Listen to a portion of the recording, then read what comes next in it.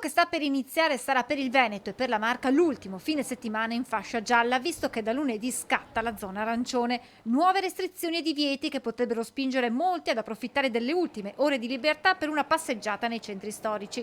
Per contrastare possibili assembramenti, il sindaco di Treviso ha firmato un'ordinanza che prevede per sabato e domenica l'allestimento di alcuni checkpoint in centro città, con l'aggiunta di un varco, quello di via 20 settembre. Ma Conte punta sui suoi concittadini e su un senso di responsabilità quanto mai fondamentale in questo momento.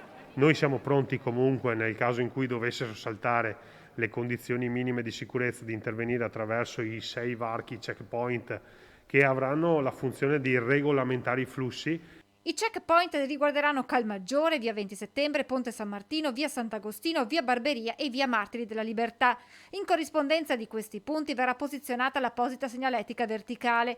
Inoltre saranno presenti circa 40 operatori tra polizia locale e protezione civile comunale. Ulteriori deviazioni saranno preventivamente autorizzate secondo le necessità rilevate dagli agenti sul posto.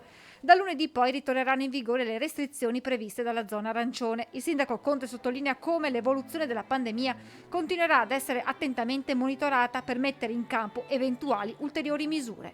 La priorità è la salute dei nostri cittadini, quindi se continueranno ad aumentare il numero di contagi dovremo arrivare anche appunto all'estrema soluzione di chiudere le scuole.